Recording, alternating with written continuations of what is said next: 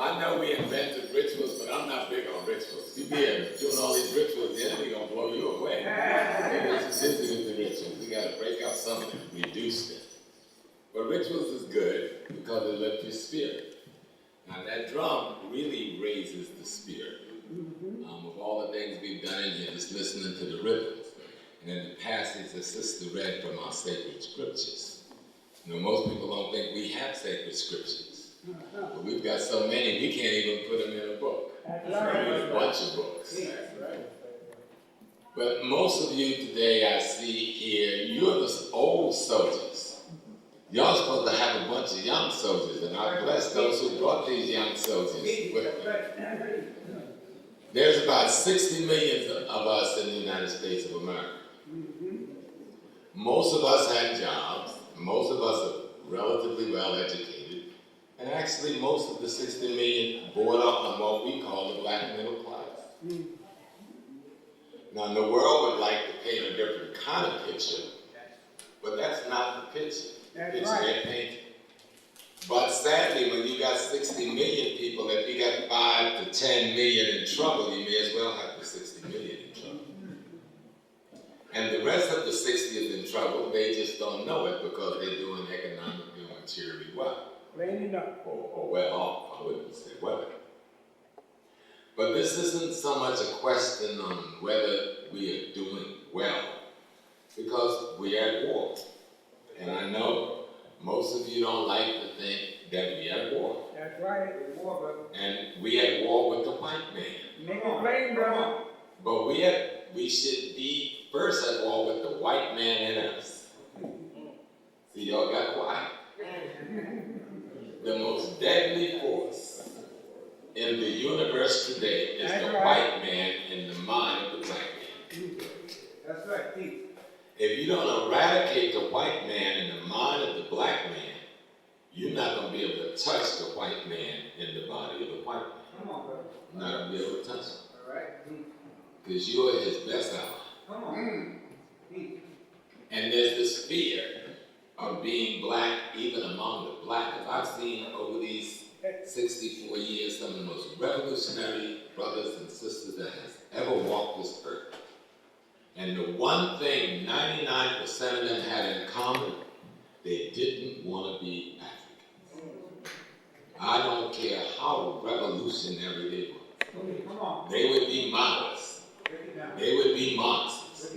They would be African socialists with a white twist. They would be anything but just to be African. That's right. And that's why we haven't won the war. If you are something in some place, and somebody changed the something into some place, the only way you can say I'm victorious is when you're restored to the something into some place. You may make a choice then to move from that place, but until you're restored to what you were before someone without your permission changed you, you're not free. I don't care how much money you got. Right. I don't care how much books you write. I don't care how sweet your analysis of the struggle between black and white folks are. You're not free. If you're not free enough to understand that we come out here, most of us knew each other when none of us had gray hair and none of us was balding, because I know just about everybody in this room. And we've been out here struggling all these many decades. And we are still painted because we don't see the fruits of that labor in the way we want to see. Because in struggling, we had the wrong targets. The target should have been not the God in me, but the white man in me. Come on, If you don't deal with the white man in me, you can't even build a relationship with the God in me. That's right. Because the white man in me is the devil in me. Come on, you know, today I don't speak. If it wasn't for Brother Kofi, I wouldn't be speaking today. I don't speak on February 21st. This is the day when my God was forced to leave his physical body because it got so damaged by bullets the ecology necessary to sustain consciousness could not survive there. You call it death. So Malcolm had to leave because they damaged it too severely. So I don't speak on February 21st, and I don't celebrate February 21st. I mourn February 21st. I celebrate May 19th, the day that the divine released himself into this world as Malcolm X. And understand what I'm saying? I ain't saying God sent him here. I'm saying Malcolm, like the rest of you, if you become conscious of what you are, is God having a human experience called you.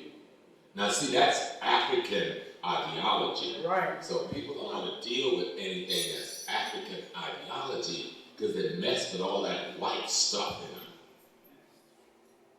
in them. Okay. Come on, brother. Malcolm was an example of God releasing itself into this environment and creating for itself, as it has done with each one of us, an institution that is functional in this ecology, the body. When this institution gets worn out of damage and can no longer function in this ecology, that essence that is God is released back into itself. Of course, Christians got you calling that heaven, and maybe you think you're up in the clouds having some silly experience with little white kids with wings. That's not what's happening. Sister was reading from the Yoruba tradition when she came up.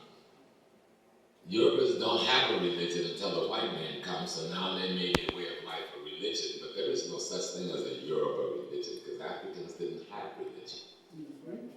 The word religion itself means go back and bind. If you're bind to your original self, you don't have to go back, so you don't need R-E-ligio. But we were in trouble because I started with saying we were fighting the wrong target. The first target's got to be developing the God in me after I kill the white man in me. But I can't kill the white man in me until I recognize the God in me. It has to happen all at the same time. It is the God in you that put the light on the devil in you.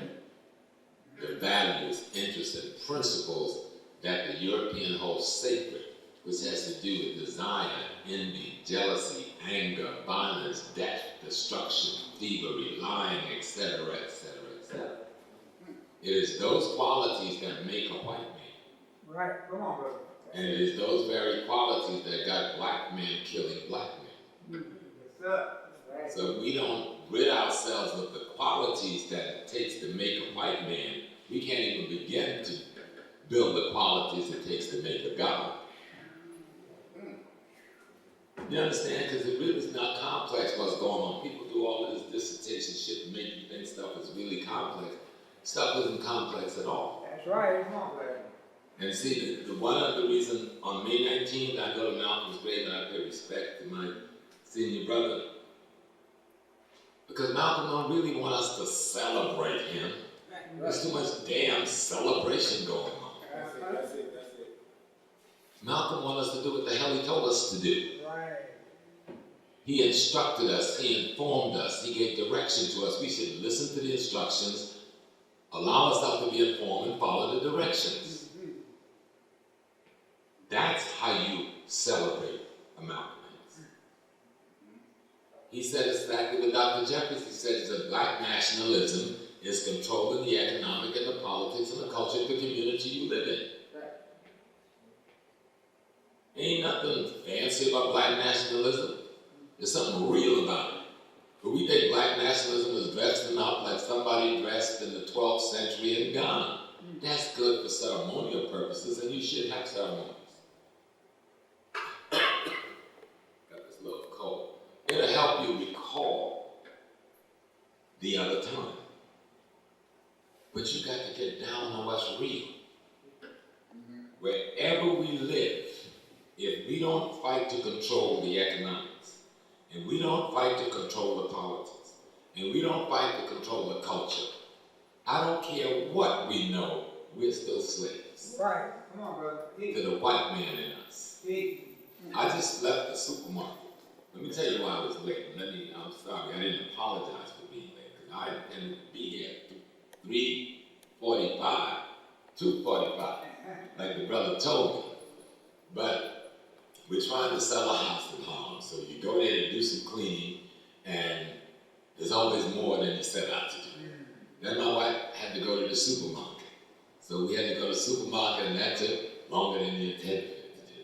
And then I went home and jumped on the Whitestone instead of the BrotherRonn. And we just sat there at the bridge for 30 minutes. You know. Then I said, we hit the LIE instead of the Jackie Robinson. I sat there another 30 minutes. You know, trying to get here. So I apologize for that, because even though time management, I don't care very much for. I just do what I'm doing in that time.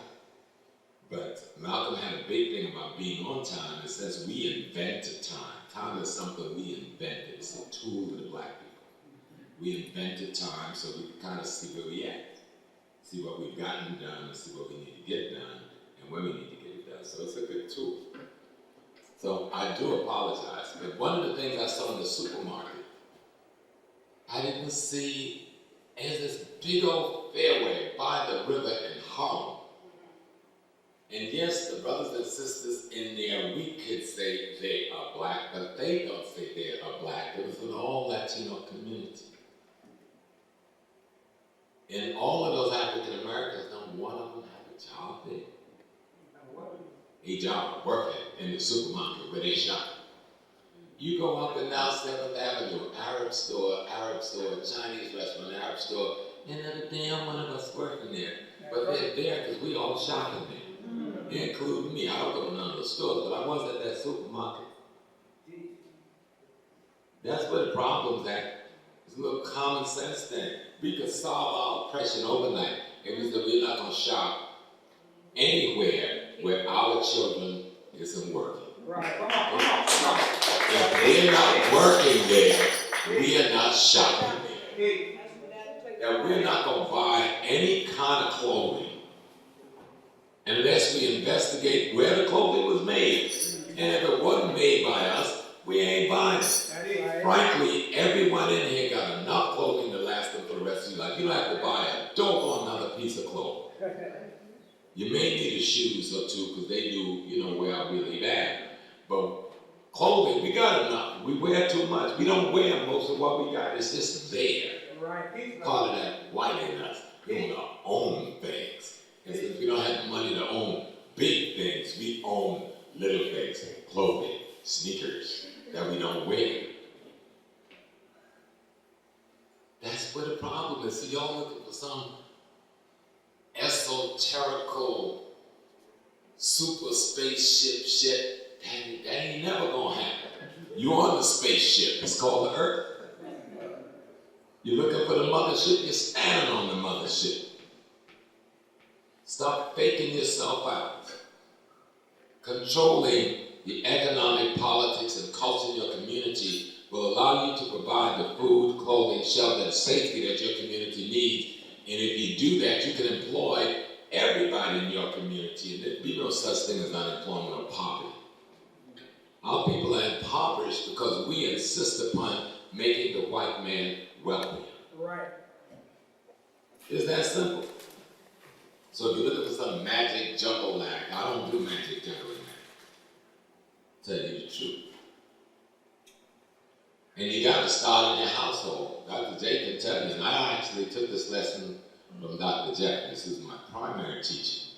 Dr. Jeffries is one of the most family-oriented human beings I have ever met. This man knows every aunt, great uncle, great cousin, second cousin, third cousin, fourth cousin, and he got a relationship with all of them. And if one of them have a problem, whatever else he's doing, he leave what he's doing and he go to his family and try to solve that problem. Even if he don't have the money, he figure out how to get it or the time. I've never seen anybody like that. I'm talking about an immense extended family, and he handles it just like you handle your most intimate nuclear family. And he does it every day. Don't miss a funeral, don't miss a christening, don't miss a headache. He don't miss nothing. Trying to keep that family. And so you don't know how well I've been watching him, but I've been watching him.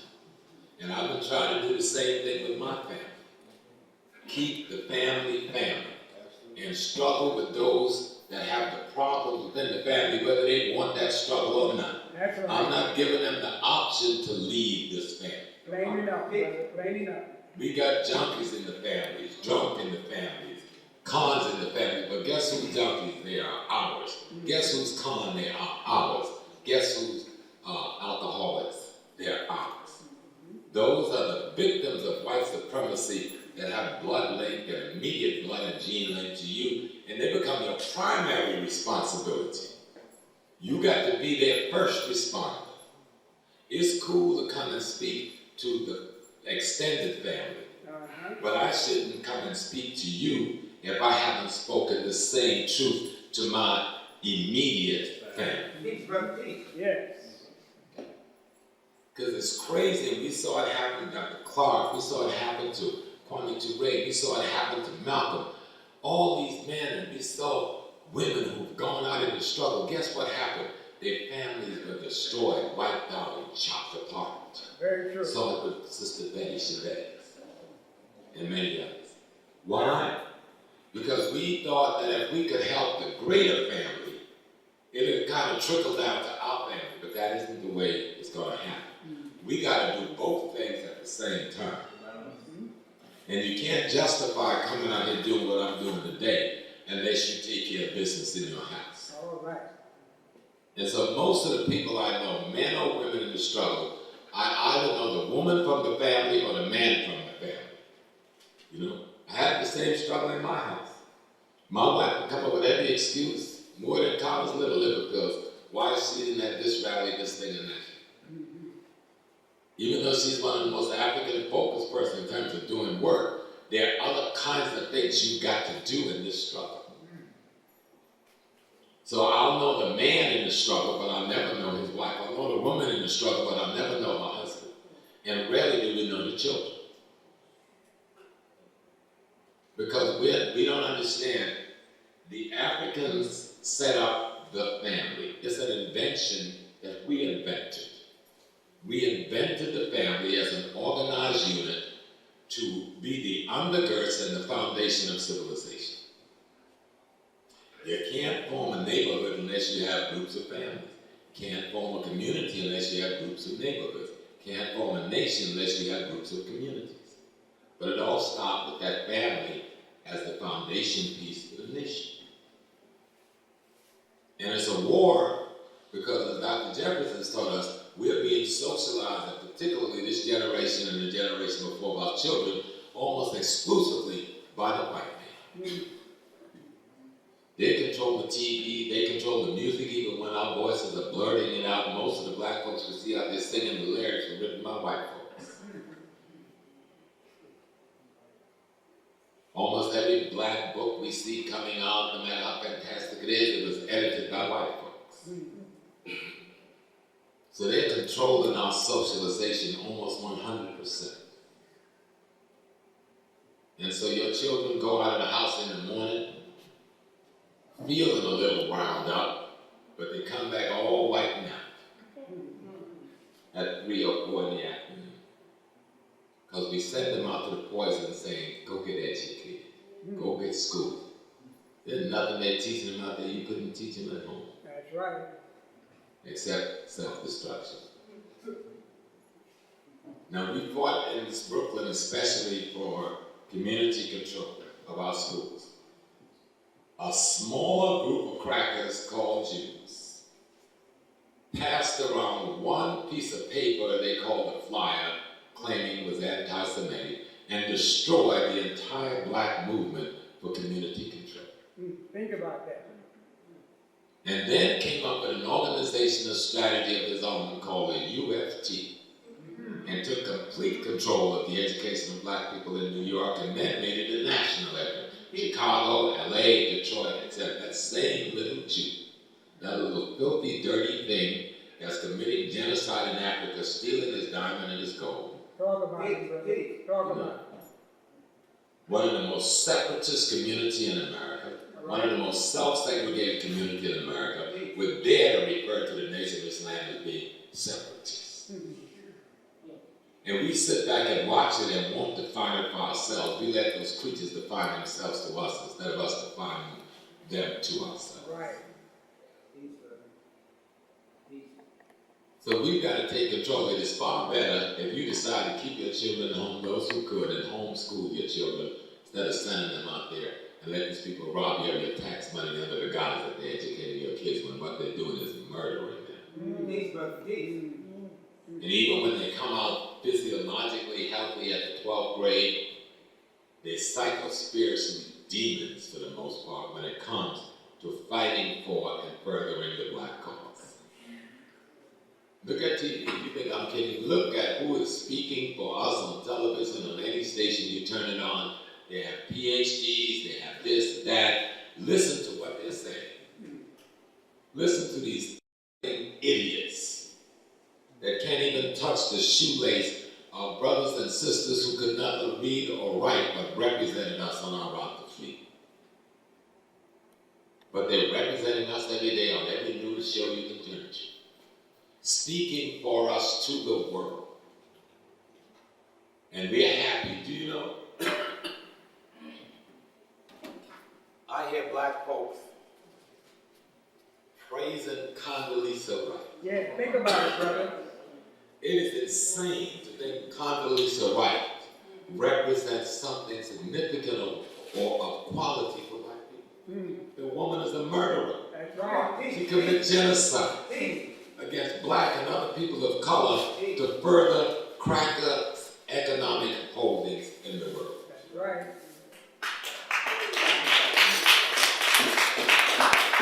I have no love for Colin Powell, but I do give him credit that he had some decency left that his Jamaican African ancestors put in him that allowed him to step away from the Bush administration after he let them use him as the key in the door to Iraq. Right. But the slaughter they did in Panama, he'll never get forgiven for. The slaughter they did in Grenada, he'll never be forgiven for. But people are giving him awards as a black achiever all over America. And so we have to start making some serious decisions. Do we really want to be free? And I know people can't answer that question because they don't even know what freedom is. Freedom is the right to say, I'm God having a human experience and I give a damn what nobody else thinks of. I am God having a human experience. I don't know what the hell you think you are, but I would suggest you start thinking the same thing about yourself. And if you do, then start building the God in you. Knowledge of the secret to life is to have no fear. But we fear the white man. You talk about we fear God. We don't fear God. If we fear God, we'd have already killed the white man and taken him completely off the face of the earth. And that's not saying nothing ugly. The people that reside in these physiological ethnicity called Europeans have committed the genocide to the tune of 1 billion people in the last 400 plus years. 1 billion people they've slaughtered for the sake of being able to drink the wine they want to drink, having sex with who they want to have sex with, sleeping in the climate they prefer to sleep in. They've slaughtered 1 billion plus human beings. If you think that figure is wrong, go all the way back to the 1300s. I could make the number bigger if I went back to the Greeks, but I'm going to give them a little play. Just go back to the 1300s and work yourself forward through Africa, the Caribbean, and Asia, and see the slaughter that has gone on in the name of Islam, in the name of Christianity, in the name of civilization, in the name of technology, in the name of industrialization, in the name of advancement. He's used all these little codes to slaughter other people. to steal the raw materials those people lived on Right. in order to give himself just basic creature comforts. He wasn't even doing it for a good reason. He wasn't doing it because he was trying to build a civilization. He was doing it because he wanted to go get drunk somewhere off of some kind of intoxicant when he wanted to. Because he wanted to go rape some woman and have sex with some woman somewhere when he wanted to. Because he was one, and some, thank you, my sister, most of the time for them is some man. But I don't call that sex. See, that no man can have no sex with no man. And no woman can have no sex with no woman. So they're not going to define my language around how I deal with that. That's just some sick, perverted stuff. Psychodrama in the heads of some crippled mental beings.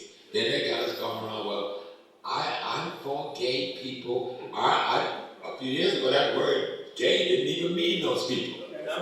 But they were slick enough to take a word that meant joy and happiness and use it to describe profanity and have you accept it as being all right. That's some deep stuff. You let people play with that's because you ain't tapped into the God in you. All right. You know what happened down in Haiti? I ain't crying over Haiti. Y'all ain't crying over Haiti. That ain't gonna do no good. Tell you what, you can raise all the money you want. You can get all the clothes you want until they turn their black asses back to voodoo. Ain't nothing gonna happen. But that's not just true for Haiti. That's true for everybody in this room. The Haitian Revolution was won when they were guided by what? Voodoo. The Haitian Revolution was successful when they were informed and instructed by what? Voodoo. The Haitian Revolution beat down the most powerful crackers army in the world, the three most powerful. And what was the armament that formed the mind that instructed them how to fight? Voodoo. And to the degree they have retreated from that is the degree that they're back in slavery. And the degree that we never even got as far as the Haitians is the degree to which the African Americans and the rest of the African Caribbean are still in slavery. You cannot piss on your mother and father and be blessed. Your mother and father was not Christians and Muslims all the time. They had their own relationship with nature and the universe. They had their own understanding of our relationship to all things outside of ourselves. And they created laws to govern those relationships. Right. Yes. Now, voodoo is a word that encompasses all of that. You know, some call it the Akan tradition and the Yoruba tradition and the Zulu tradition. But since they want to defame voodoo, I want to use that to identify it all. All right, that's good. And in the Ewe language and the foreign language, the word voodoo means God. It means the divine. Like the Ewe people in Togo, the way they say the God in me, they say voodoo daha, means the God in me. Repeat that, please. Voodoo daha. D-A-H-A. Voodoo daha. The God in me. See, the war that we're fighting, the reason we keep losing is we letting the white man instruct and inform us on how to fight him. Right. So he gives us some communist manifesto. Keep working. Looks good. It's one of the sweetest little organizing tools you ever seen. But it didn't even work for him. Nope. When the covers fell off of Russia, it was a fraud. We drove the Portuguese out of Mozambique, but then we used the same system to kill more Mozambicans than the Portuguese had killed. Right. We drove the Portuguese out of Angola and Guinea-Bissau, but we haven't built anything African in either the place because we're using the same white man methodology for organizing and structuring that society. Didn't work for him, doesn't work for us. But what you got to understand about him, things that don't work for him work for him because he is a non-working human instrument. See, his sickness is his healthiness, but it is our demise. You understand that? Yes, sir. Yes, sir. A bacteria is a bacteria, but if you got too much bacteria in you, you're going to die. Bacteria can be all he want to be as a bacteria, and that's just going to make him big up. You understand the thing? The white man is like a bacteria that is infected the human consciousness. Right. And unless we get rid of that bacteria, we're not going to be able to save African people. My brother Ron Bell, well, he might have been on Gary's show last night. He was supposed to be talking about a funeral on one of our beautiful sisters. And I forgot to tell Dr. J, because you were going to so much. Sister Amelia, the God sister that lives next door to me, passed away. And so we had a funeral in the Bronx last night. You know, African funerals, you got a lot of levels to it. And it opened out, you know, with all of the Christian thing, he had 3 preachers coming just saying, and Paul said this, some kind of junk, you know, the same thing. He said, I kept the faith and I did this and that. He sure did. Crackers been doing good ever since Paul got his faith thing hooked up.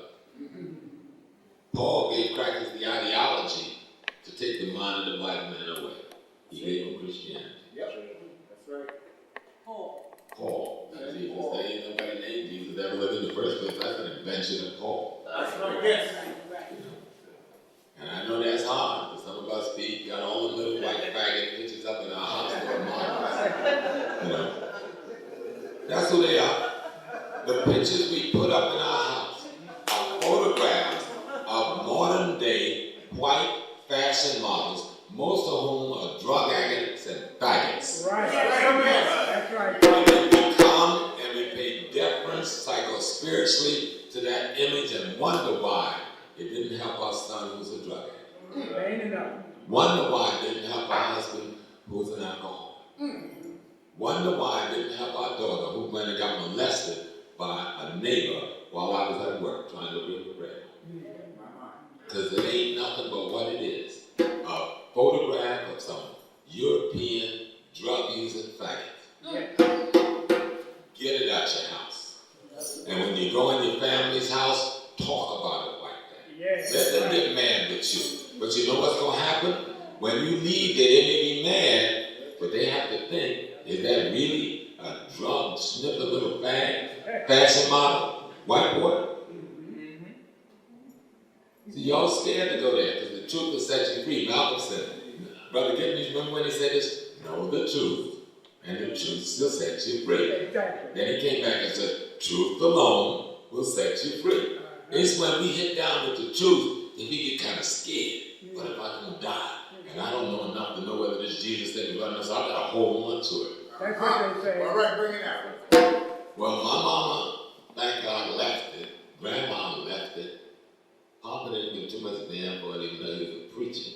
Yeah. So it was cool with their grandson where I was going. But all the family I know have on Twitter didn't do no good for them. They still died in some of the worst way, and their children is in some of the worst way. My extended family and the generation I'm in have been ravaged with alcoholism and drug addiction. I'm talking to the tune of hundreds upon hundreds of family members, and it's true for most of you. Now, I know thousands of my families. And when you see the hundreds and hundreds that have just been mutilated by this sickness, then you understand where I'm coming from. Watch the most beautiful women, the most beautiful young men destroyed before they're 35. Just my generation, my class, I played football in high school. 44 of us on the football team. 5 of us left, and I'm only 64 out of 44. Most of them were dead before they were 40. That's genocide, people. Because if that's true for me, it's true for almost everybody in this room. But if you don't measure it like that, you don't see what's going on. If you're just looking at just what's happening just around you, you miss what's happening just around you. Right. and you don't see what they're doing. My brother messaged me. I started talking about this post-slavery trauma thing a long time ago. Come over there messing with me. I cussed you out good. This person never heard me cuss, right? That's when Sister Joy Leary first started talking about it. He came out with, boy, man, I rarely get angry. You made me angry that day. Brother Yusuf. But he's my brother. I love Yusuf. We go back some decades now. But Yusuf, I want to apologize because I went to see Sister, and I wouldn't go and hear Joy speak because I'm writing some stuff, and I call it, I didn't want to contaminate my mind with nobody else's views on that thing at all. Because I wanted to go somewhere, and I didn't want to be influenced by nothing. That's selfish. That's the white man in me.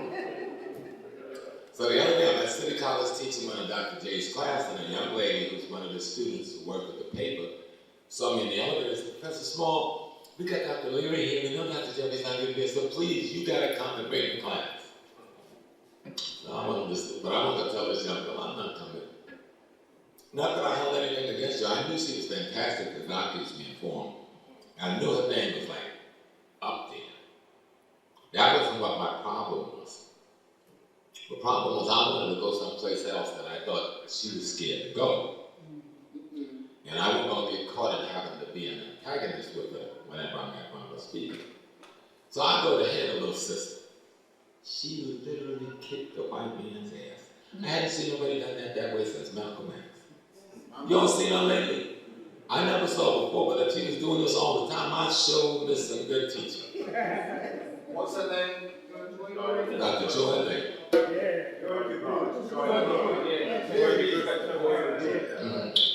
But just watching this sister teach without fear, this roving this white man and his history, and then scientifically supporting it, then I just say, you know what it is? The divine gave me the message, but I didn't have the tools and the skills and equipment to take that message where Joy took it. So I have to back my sister. She got the skills, she got the tools, she got an understanding on how to deal with this thing in this man's world. And she's done it in a hell of a way. So y'all need to read her book. If that book has any relationship to what I heard the other day, every black person needs to buy that lady's book and read it. And recommend it to someone else to buy it, and read it and recommend it to somebody else. Because she's got more courage than anyone I've seen in decades. And what she is willing to do in stepping to the enemy of black people, calling them what they are, explaining it to you, outlining it so it can be understood. So anybody that can do that is a soldier of the revolution, and I'll be their comrade, and I will fight at their side, and I will fight in their front line if they wish me to. Because the woman, she taking that stuff and she kicking butts with it. And that's what you got to do with knowledge. Knowledge is not to ingratiate yourself and to think you own it. Nobody owns no knowledge. Right. The same knowledge we're babbling about, it's always been here. It's never not been here. Don't belong to nobody. Belongs to everybody who has the consciousness to get it and use it. But if you have the consciousness to get it and use it, your first obligation is to use it for someone other than yourself. And if we can get there, freedom is easy. But it has to start with the man and his wife and the husband and the parents and the children. If you're not willing to fight that war, then leave the people alone. People don't need you to come out and talk for them. And not only fight that, but try your best to live it. Struggle with your family. Right. You'll be surprised how many of them will hear you. And if you are doing that, then it's comfortable and easy to walk out of your house and do this. But if you're not doing that, then there's always antagonism in your house if you try to do this. And in the middle of that antagonism is those children that get lost in the system and destroyed because the brother or the sister is struggling for freedom outside of the household. And we all know it's happened to all of us. I know I've had to step to boyfriends of my daughters. I stepped to them. One Negro was stacking with my daughter down in Virginia. I got my other son, we got in the car and rode on down. Put a little stuff in the back pocket or the back belt. And invite him out to a bar for a drink. And told him how many hours he had to get his shit and get out of there. So he did.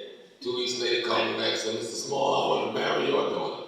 I said, well, you come on up here and make a formal proposal, let me tell you what my views is, and then I'm performing the wedding. I want to make sure y'all get married. And that's what I did.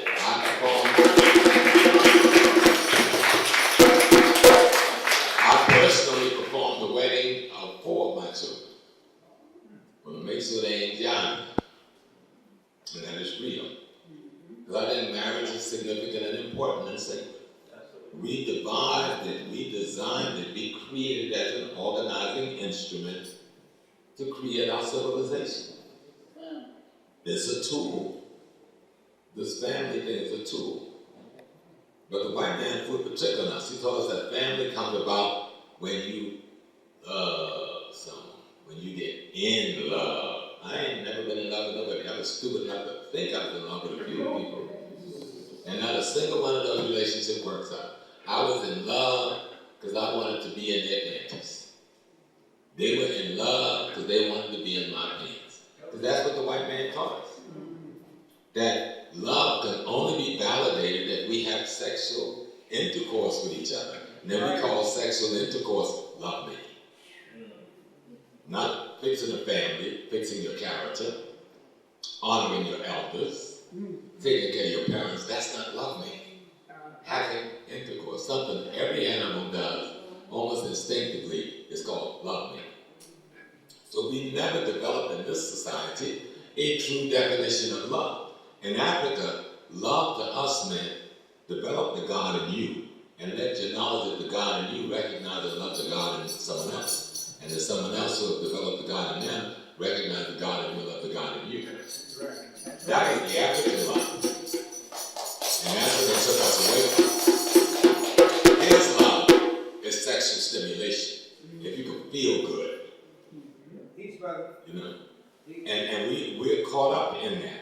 So what comes with that is desire and the emotional tools that come when one desires something, and then the envy that is automatically born of desire, and then the jealousy that's automatically born of the envy, and it almost always leads to conflict and violence. Raining up, brother. Almost always. Raining up. But if you can bring the divine essence of African cultural understanding into how you construct relationship,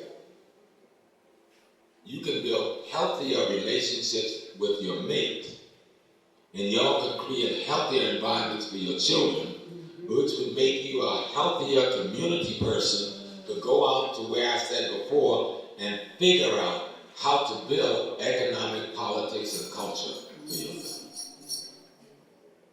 Because no matter what we talk about philosophically, ideologically, if you don't control the economic, politics, and culture of the community, you ain't happy. I used to come up in Brooklyn every morning, 7 o'clock. Bed-Stuy Restoration. What do y'all think I was doing there for years? With Brother Sonny Costa and all the vendors on Fulton Street. Trying to do what? Figure out how they're going to control at least some of the economics of this community. After Sonny died, it all fell apart. It all fell apart. Because the other brothers didn't have the understanding. See, Sonny wasn't doing that for Sonny. He wasn't just trying to make some money. So we have to have the right African values. Malcolm X, when he went and changed his name from Malcolm Little to Malcolm X, through the Nation of Islam and the teachings of Elijah Muhammad, the Honorable Elijah Muhammad, he was trying to make a statement that that last name is not mine. So X represents the unknown. So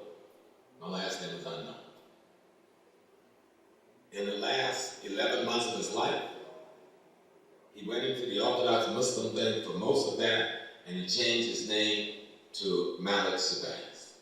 Of course, he was using the Shabazz before he left the nation. Most people don't know that. That Shabazz comes up out of the nation. That's not something he got from the East, but he wasn't using it formally. But the Malik comes from the East. But at some point, he came back here and he told us that people called him Omawale. And he came back here to Buba. I guess that was a Ghanaian type Buba. And he told us to put our religion in the closet. Yes. That's some deep shit. Tonight, up at the Audubon Center, they're showing the film Malcolm Echoes. And they're talking about Malcolm, but they're putting all this emphasis on Malcolm the Muslim. Now I'm on the board, but when I get peeved, I pull away till I figure out how to come back and kick your butt. Some of the people on the board are Muslim. The chair of the board is a Muslim. We got some other strong Muslims there, and they're trying to make Malcolm this Muslim. But I never, in all the readings since Malcolm left the nation, heard him say, "I'm a Muslim leader." Never did I read anything in his speech and say, "I'm out here for the liberation of Islam." Have you? No. He said his political ideology was what? Black nationalism. He said his personal faith, his personal religion at that point was Islam. That's right. But he said put that in the closet because then we get discussing that we won't get along. That's right. And he came back here being called what? Omawale, the child who returned home. That whole journey he went on, he finally arrived where? Back in Africa, being in Africa. Right. Not in Saudi Arabia, That's right. not in Libya. That's right. Back in Africa, being in Africa. And that's where we have to go. No, we may not move back to Africa. Let me tell you a little secret. Africa ain't really Africa anyway, and the way we think Africa is Africa. That's right. That's right. You heard the concept Pangea, talking about the continents. That's right. When Guinea would slam up against Virginia. You think when the continents split apart, all of us jumped on the piece called Africa? No.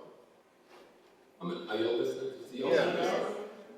See, y'all not listening. Because white folks draw these definitions of everything, and even when it's about black things, we accept the definition, and we end up imprisoning ourselves. If all the continent, all the land masses massed together, when the piece called Africa broke away, did all of us jump on that piece? No. No. No, you didn't. Nope. And that's why Christopher Columbus' brother wrote in his diary when he came over here. That's right. He said, and they found Ethiopians here who were their gods. Yes. We don't talk about that much. I remember ceremonies to tell us about that. We got the Olmec civilization in us.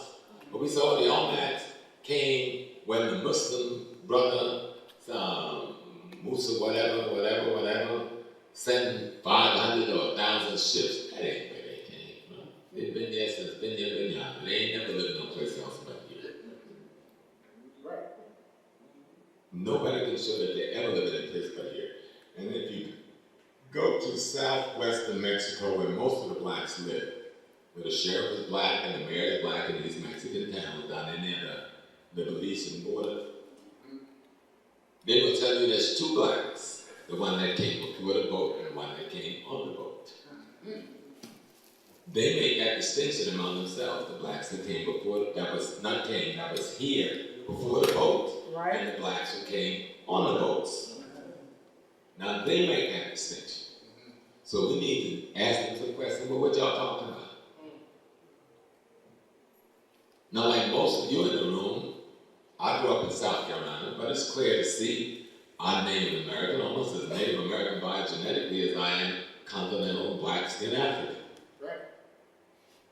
From the Chicora Nation, which now they put us all on a reservation in North Carolina and somebody in Oklahoma and call us Cherokee. But that Cherokee is more a white man created nation than a Native American created nation. Right.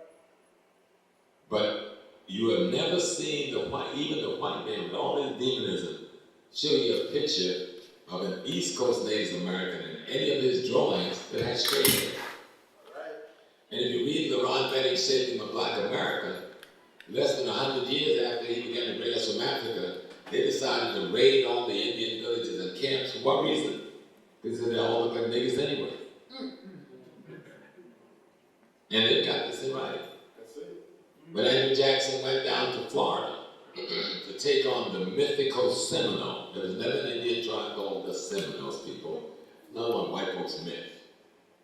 To take on the mythical Seminole. Jackson sent a letter back to D.C. and said, I thought you sent me down here to fight the red man, and all I'm fighting is niggas. And that's a matter of presidential records.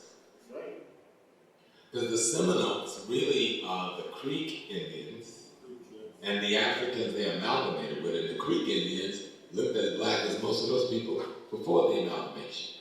Right. That's another thing. Okay.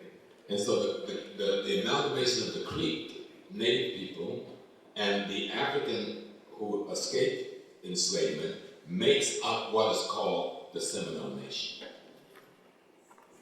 You understand what I'm saying? See, if you don't start redefining some stuff through your own research, even when you mean well, your enemy's definition leads you in the wrong direction. Okay.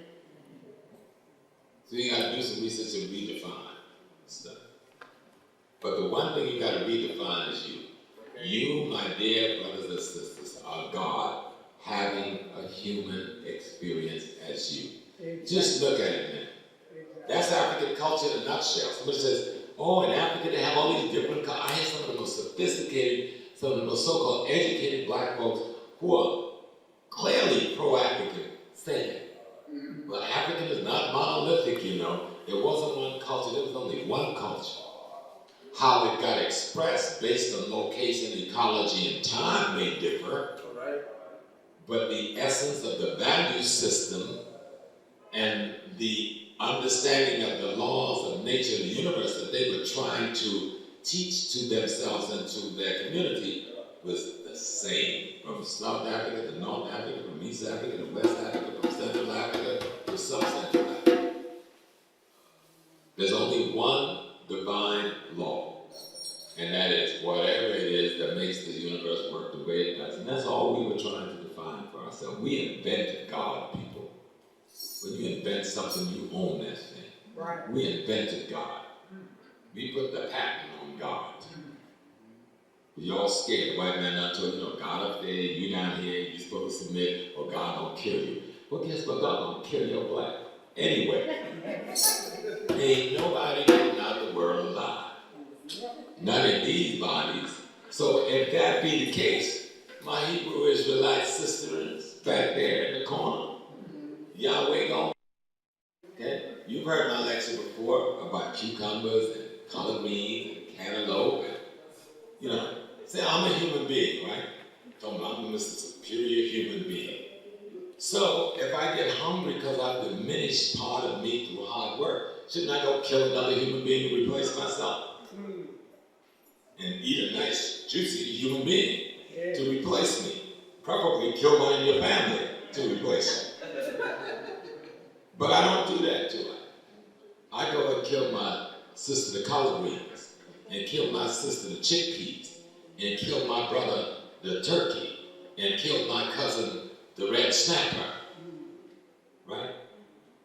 And I drink my mother the water. I go to the rest of nature to replenish, replace, rebuild, reconstruct, and rebirth myself.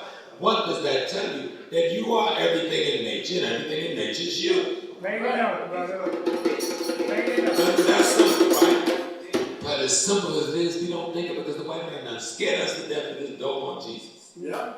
And his Allah, and his Yahweh, and his Jehovah, and all that other clanking and clank, clank. Are you Hebrew? It's all the same. Are you? Who broke your arm? Allah, Yahweh, or Jehovah? You tell Yahweh, leave you the hell alone before I come and check him out. Don't be messing with your hand. You understand? Listen to my point.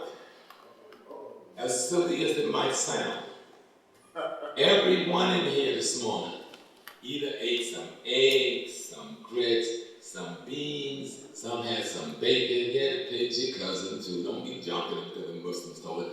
Pig tastes good, just like Dr. Ben said. Ain't nothing wrong with the pig. No, other than because it has more fat than other animals, between the muscle fiber, it tends to store more impurities than other animals. But back in the day, we didn't know how to handle that, so we just isolated it.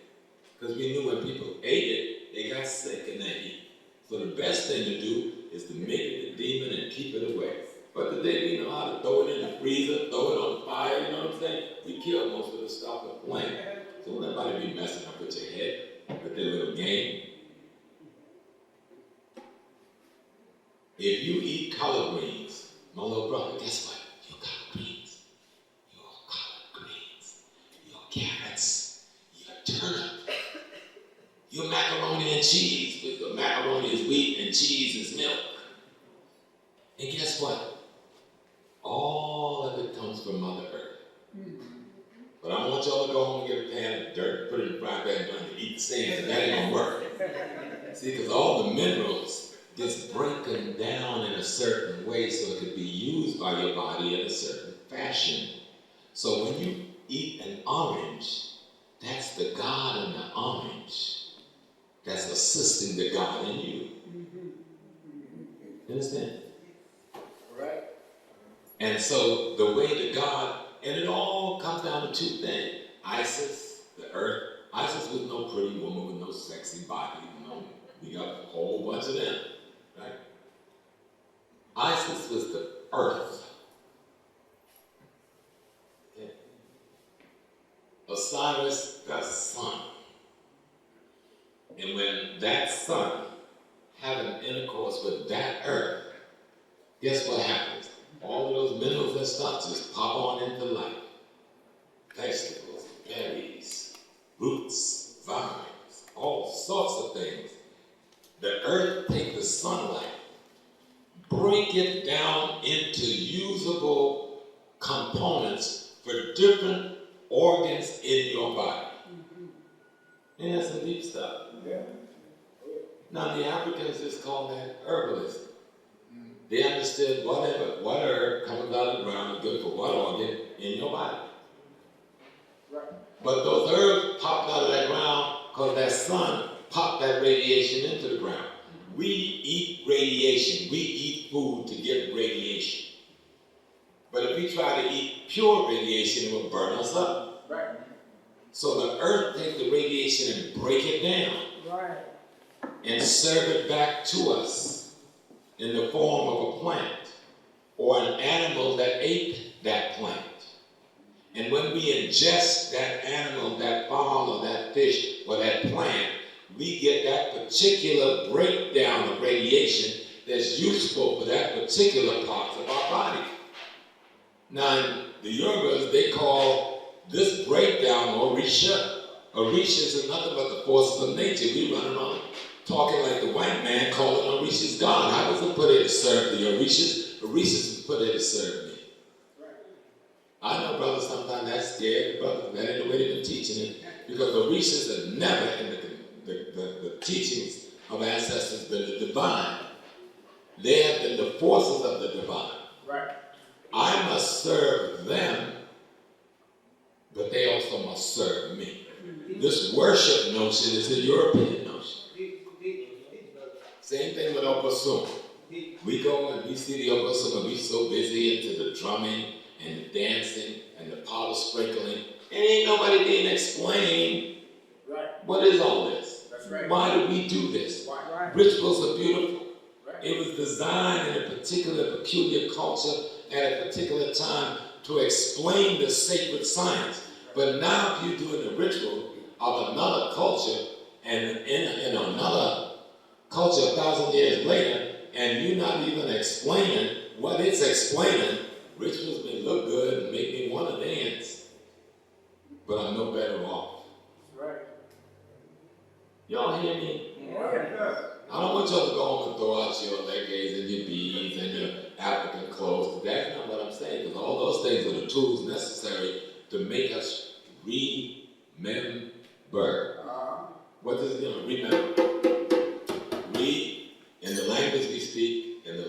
which means to go back or to do over.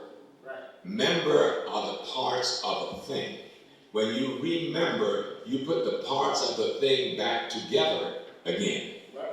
And so things like clothing and ritual and music and dances help us to remember how to reconstruct our conscious self. Back to what though? That's the piece that scares you out of y'all. Back to being God again.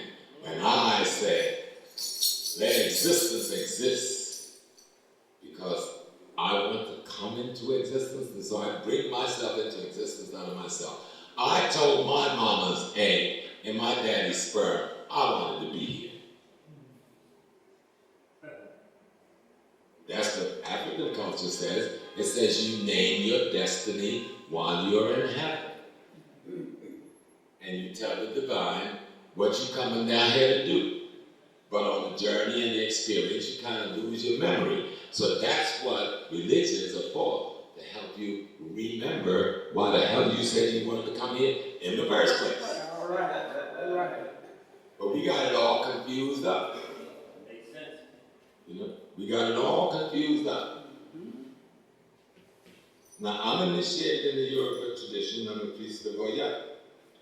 I wear necklace if I feel like it, but they didn't give a necklace in my shrine. But Mother said I could if I wish, if I lived in a culture where that was the protocol. So sometimes I do. But a necklace are just plastic and cord.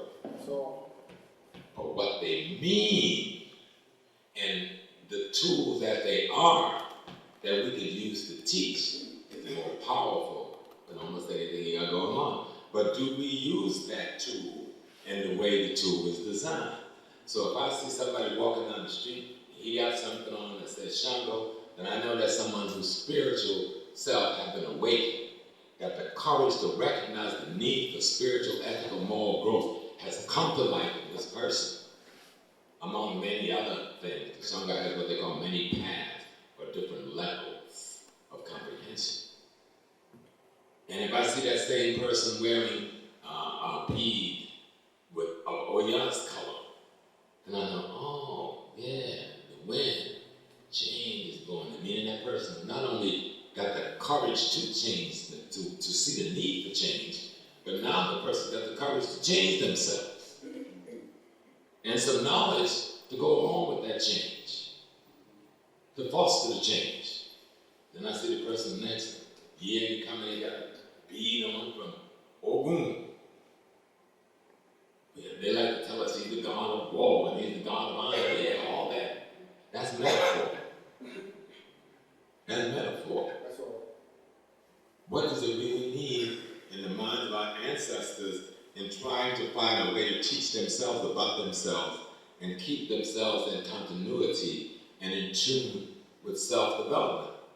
It means transformation. You take a piece of a rock and you throw it in a fire and you heat it up and you make steel or some form of iron by burning out the impurities, meaning you transform the rock. So you are seeing now the person's sort of need for change, ethically, morally, principally, and spiritually, go to the Oya and became and got in the process of change, and then go to Ogun and see the transformation as a result of change. You understand? That's just a little simple piece of it. But each one of those orishas have a profound meaning and represent a profound process in constructing a society. But we're not the only ones slick enough to do that. Salam alaikum, brothers and sisters. They got the 99 names of Allah. The 99 pearls of faith. Guess what they are? The same 99 orishas. Right. Just that we have more. We have 200 plus known orishas that we can work with. Meaning we have 200 plus known bodies of knowledge of forces in nature that we could use to assist us in the life process that we can master. The Muslims have 99. If you take those 99 names and look up the meaning, it will shock you.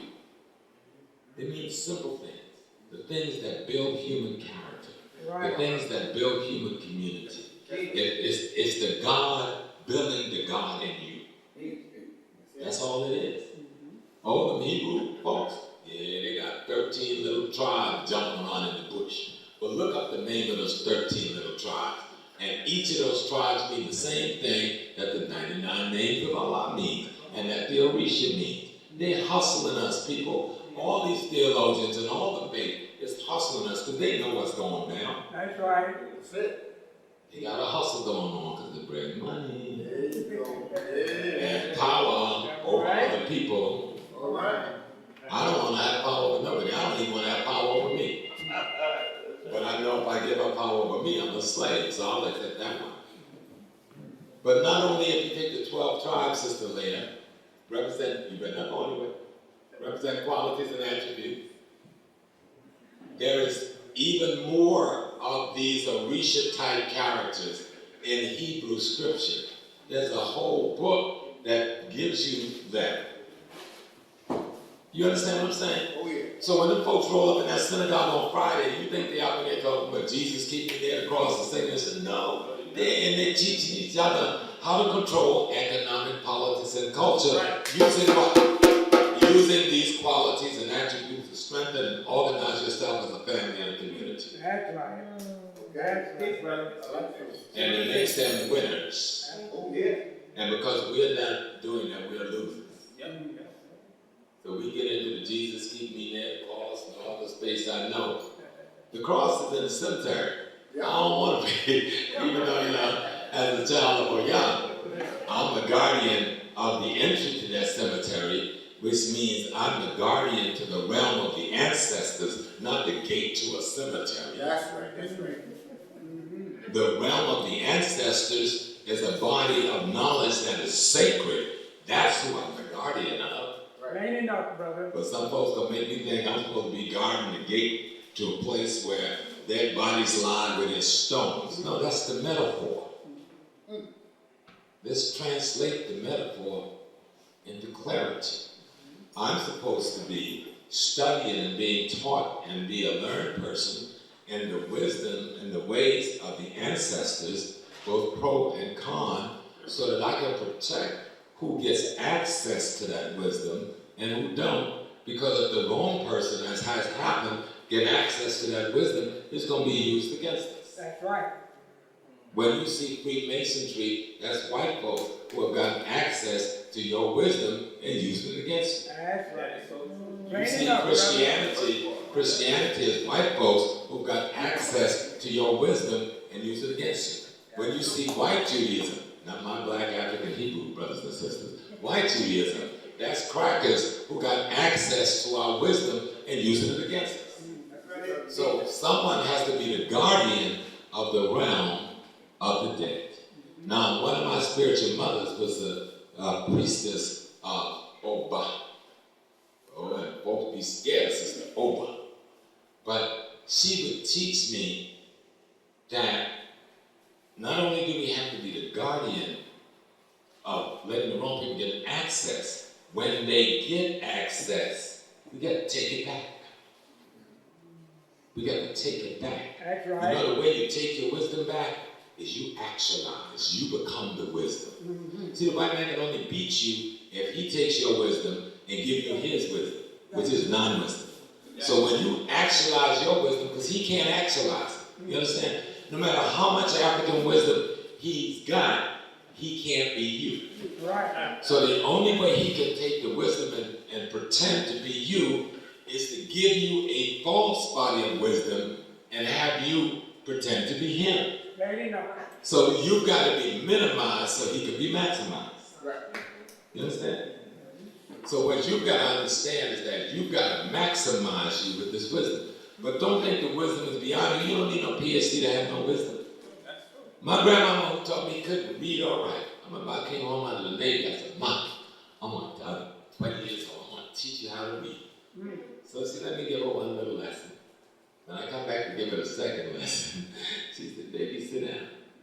She said, you see your man yet? I said, man, I'll have to read. I said, man, I got all this, the house, the farm, all this magnet, man, can't read for y'all. Young. So, but man want Yana to read, so Yana can live in that world and take care of what man left for you. So she said, that's all right, baby. mean, I don't need to read. She lived to be 100. She was a root woman. Right. And didn't just live to be 100, just walked out of life. My mother did the same thing. It wasn't sticking down there, just says, I'm leaving today. And left. Yeah. Yeah. They said they were leaving and they just left. We didn't understand when Ma said, I'm not coming back. And my sister said, oh, Mom, come to pick up. She said, baby, I ain't coming back to your house today. She just left. I went home to see Grandma. And she got me to sit down on the bed. She was blind. But then she got a vision back. During that period, she just got it back. And she said, I'm leaving. I'm giving you 2 instructions. Take care of your mama and don't leave your wife. All right. Now she wouldn't say because of a great love, but she said, look, I know your wife's shortcomings. Because mama knew me.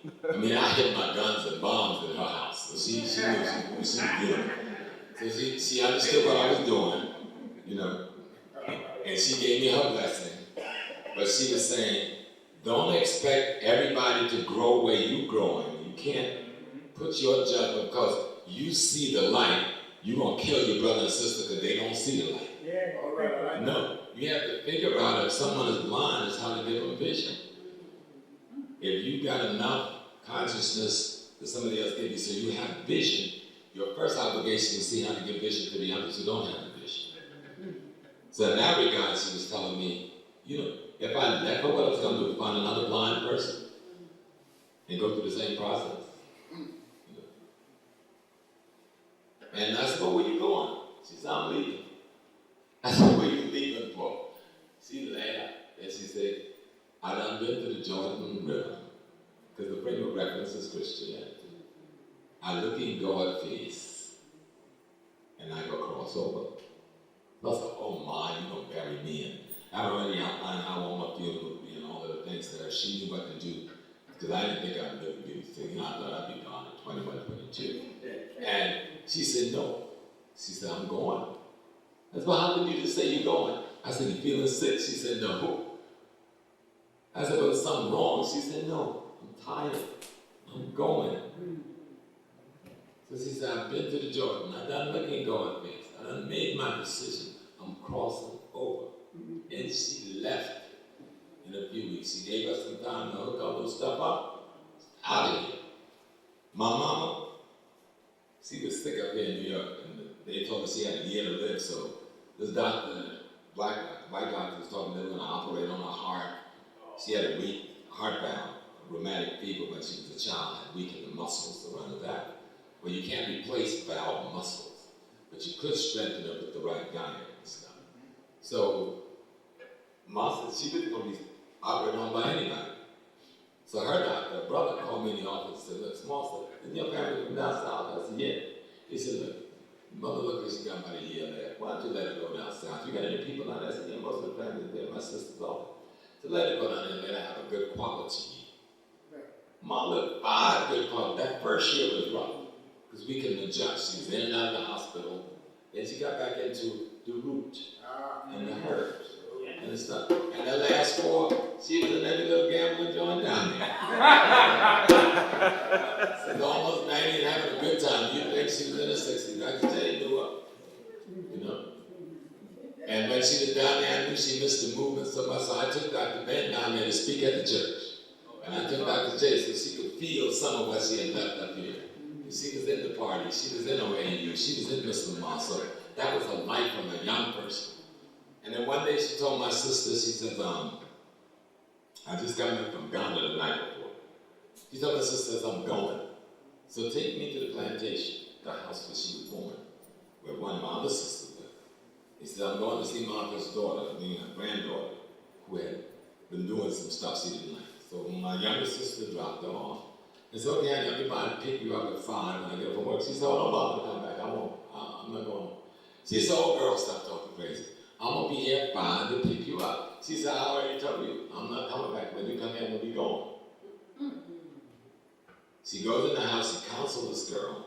Another cousin was there. She sent them on chores. 15 minutes they came back, she was in her mother's rocking chair. Gone. They just walked out. And many black people do that. I'm going to tell you one other anecdotal story and then I'm going to wrap this up. I had a cousin I didn't know she was my cousin, Francesca Vestal, and we fell in love when we were teenagers. Never got involved sexually, but we were in love until the day Franny died, and still in love today, and loving and knowing each other.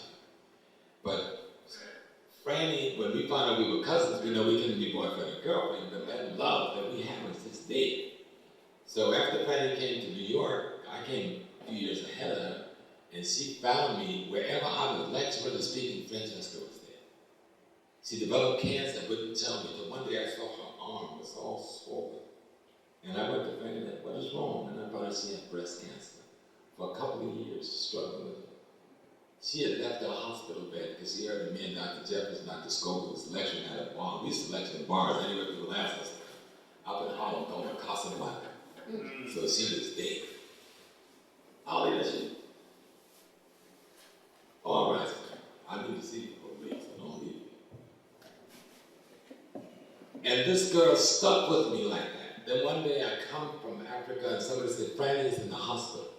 So I rushed down to Roosevelt. And the nurse said, oh, no need for you to go in there. She ain't gonna understand anything you got to say, and she can't speak, and so on and so on. So I went in the room, and I went to Franny, and I spoke to her. And I said, look, you can go. You have no reason to stay. Just leave, baby, go. Let the body go. You have to let the body go. And she started speaking to me. Now, Fran didn't know nothing about New York. She was a Catholic from the bottom to the top. Girl, never miss a mass. Okay? She started speaking to me in Europe. But I didn't fully understand what she was saying, so I wrote it down and took it to Baba Tower overnight. And what do you think this little girl was saying to me from her coma, where they said she wouldn't understand me when I was whispering in her ears? I am beyond this world. I am beyond this world. Now, how did Francesca speak Yoruba? And how did she say to me from her coma, I'm beyond, those were the only words she got. I am beyond this world. When I told her she could go. She was telling me, I'm already gone. I'm saying that because there are spiritual forces we think we call spiritual in all of our lives. That's right. And all of our religious traditions is good. Now I haven't beat up on Christianity, Islam, and my Hebrew sisters. All of them is ours. The Hebrew tradition is ours. Christianity is ours. That's right. Islam is ours. Right. We know that the Yoruba, the Akan, and Voodoo, we know those are ours. And those three are more the mother and father of the first three. That's right. But they're all ours. But what has occurred here is someone else has taken your stuff, refashioned, redesigned, and represented it to you. Make it plain. And now it's killing us instead of helping us. That's right. Talking about the first three, the last three is pretty much still in the indigenous context. The Yoruba, the Akan, and the Voodoo. Because they tamper with the history and the folklore and the metaphor that explains the wisdom. So you know, you said that, you've heard me talk about the passage before, the Surah to Asa. You know, Surah to Asa is the shortest surah in the Quran. Yet it's the most significant and the most powerful surah in the Quran. Because the Surah to Asa is the chapter to Osiris. But we never make that equation because nobody tells us that. But the story of Isis, Osiris, Horus, and Seth is the story of how African people invented time and the calendar and the days of the week and the hours and the minutes, etc. Look in the book of the Coming Forth by Day and you will see very clearly the whole thing has to do with the 24-hour cycle and then the until they get to 360, just keep spinning the cycle. Right? The Surah to Asa, the short surah in the Quran, has the longest commentary in the Quran, and the commentary is all about how God gives us time and how time works. It's all about time. Time is one of the most fantastic tools that we have invented. All right. Other than God, because we invented God. I know you're scared. Listen, y'all invented God. Don't be scared. Because you are God. Having a human experience called you collectively. If you become conscious of that,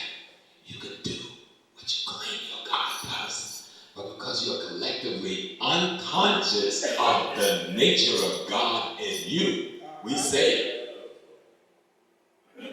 Who do you think you see when you see me? Is the God in me. We say it. We don't believe it. All right. We don't believe it. I believe it. Yes. I believe it. Took me some time to get here. You know, I went through all of the vineyards. I went through the Christian vineyard, the Muslim vineyard, the Hebrew vineyard, the Voodoo vineyard. I went through all of the vineyards, trying to figure out what the hell am I doing here? If I'm going to die, what the hell am I doing here? Why not give me a nice bottle of wine, 10 or 15 sisters, rob a few banks, sell some drugs, and just go on and do this? You know what I'm saying? And because I'm going, right? But damn, how you going to tell me? I'm going to introduce you to all this pleasure, but I'm going to give you some rules that deny you access. That's some stuff, right? So why then am I here? You know why I'm here? Because I'm always here, and I've always been here. I have never not been here. You have never not been here. We're just unconscious of the fact. Because we got somebody else's culture informing, instructing, and directing how we understand reality. Right. You know? To truly understand the African Genesis story, which you'll find coming forth by day, and in the pyramid text, and the Coffin text, you have to study quantum physics. What is quantum physics about? How liquid matter becomes solid matter. To truly understand Yoruba, you got to understand quantum physics. How liquid matter becomes solid matter. To truly understand chemistry, see, you're talking about the primordial waters of Nun. That's liquid matter. What's the first thing to rise up out of it? The top. Solid matter. But those are metaphors. You understand what I'm saying?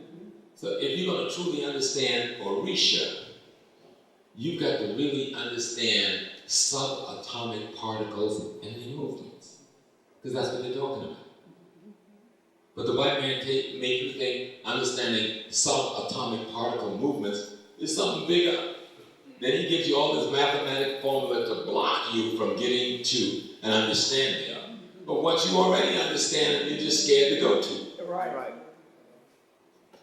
You know, Orishas are the forces in nature. They're not static. They change all the time.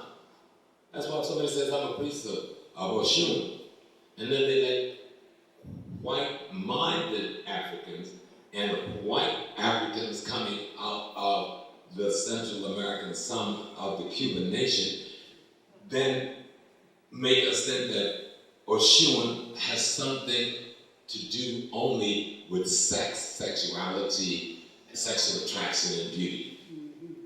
Yes, she has to do with all of that, but that's the minimal.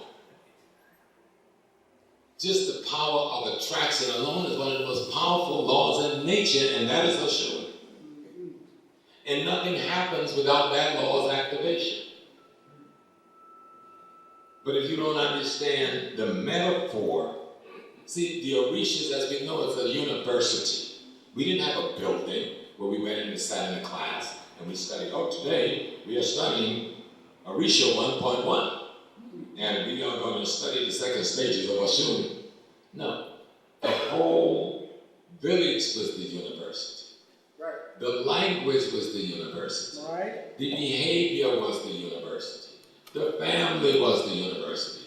And each of them represent a level of dispensing of the wisdom of the ancestor. Who's your primary ancestor? If nothing exists but God, That's it. nothing exists but God, then everything else that comes into existence come out of that existence, then it is God who's your primary ancestor. And that is the DNA bank that you represent. That's right. What's so difficult about that? But that's what the white man don't want you to know. Right. To really understand the God in me. That's right. Because if you understand the God in me, you'll kill the white man in me. And once you kill the white man in me, you can again become the God in you. All right. Right. You understand that? Oh, yeah. And the white man is a set of quality and values and principles and ideas. And all these qualities faulty values, principles, and ideas lead to what? Action that either promotes life or diminishes life. And all the religions do, they were supposed to help him. I mean, the way we're doing, meaning the three Western religions, were designed to take your wisdom and help him raise himself up from the barbaric level. And so he changed your metaphor. A metaphor is just a story that explains some ideas, principles, and concepts. So if he changes it and uses his cultural attributes, you won't even understand the damn metaphor, even though it's your principles, concepts, and ideas it's trying to explain. Unless you take it back to your culture, that means everybody needs to study at least one indigenous African religion, so that you can learn what the principles and concepts and ideas are that you need to learn, and then you'll recognize what his metaphor is trying to teach you because you do live in this culture. But that doesn't mean everybody go ahead and go be religious and they all go forget the revolution. The bottom line is, if you can't provide, if you can't control your economic, politics, and culture, you're not going to be able to provide food, clothing, shelter, safety, and security. Safety and security means people throw your babies in prison, or kill them in the street, or rape your little 13-year-old daughter while you're at work, or son while you're at work, when you think everything is safe, because you haven't taken control of food, clothing, shelter, safety, and security. And you can't do that unless you control economic, politics, and culture. And you can't do that unless you get control of your mind. And you can't do that unless you study your history. And you can't study your history unless you're willing to accept the indigenous African spiritual explanation for how you see the world. And adapt at least one. You can adapt more than one. You can be Akan, Yoruba, whatever. But adapt at least one. And master it. It is also good that you learn one language. I'm working on two now. I'm trying to learn this little Fanti and trying to learn this Swahili. That's what I'm going to see. At least one language, because what it'll do for you, it'll let you see how we see the same idea when it's explained in an African language versus how you see that same idea when it's explained in the English language. You understand? So one gives you a picture this size, the other gives you a picture this size. One gives you a two-dimensional picture, the other gives you a four-dimensional picture of the same thing. You know?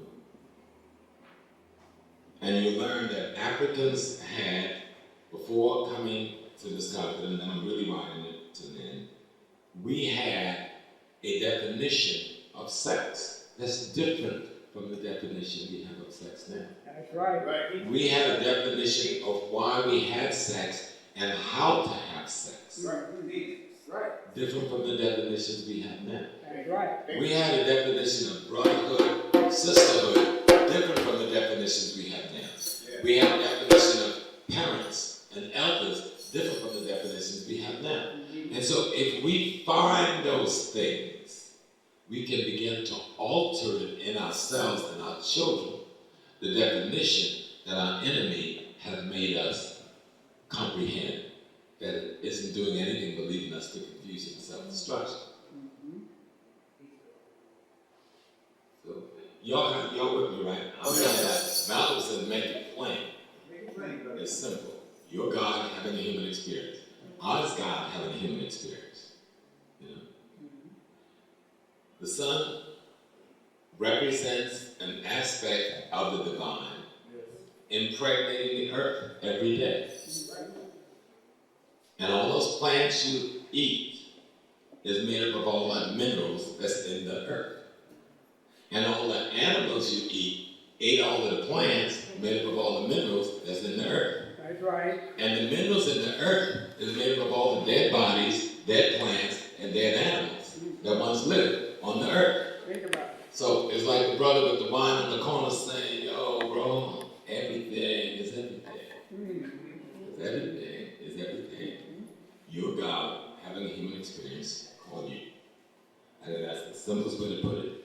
What Malcolm X found out and arrived at, and that's why he could walk United States that day, because Malcolm knew they were going to kill him, but he also knew he couldn't die. He also knew he forever lived, because he had forever lived. But we confuse these identities in the conscious moment because of our lack of knowledge of what real time is about as being who we are. This is just how we are displaying ourselves this time. Each of us are the sum total of the best and the most powerful genes of our most immediate ancestors. We're the highest tech version and the latest model until we create our kids who then become the highest tech version and the latest model of ourselves, who's the highest tech version, the latest model of our parents, and so our parents develop their parents. And it goes back to what? The divine itself, which can't be defined. We use the word divine. You can't measure its expense. You don't know, it can't have boundaries, because if it has boundaries, there's something beyond it. It can't have an age, because it always was. Even always was isn't sufficient, because always was assumed there was a time when something wasn't. And you can never even think into such a time. So even time is a limited tool when it comes to defining anything to do with the divine. Y'all there? Y'all with me? So let's keep it on the basic. Malcolm X passed away today because he was structurally damaged. We call it murder. But he said to us, his political philosophy was black nationalism. Black nationalism to him, and he stated this, means getting control of the economic politics. He didn't use the word culture, he said social. But I'm using the word culture because that's the way Dr. Jeffries taught it. Getting control of the economic politics and culture of the community you live in, so you can provide food, clothing, shelter, safety, and security for yourself, your family, and your neighborhood. Only then did you say you have freedom. Okay. So I'll close with this. You are the divine, having the human experience called you. And if it's easy to digest, say it in this way. I am an expression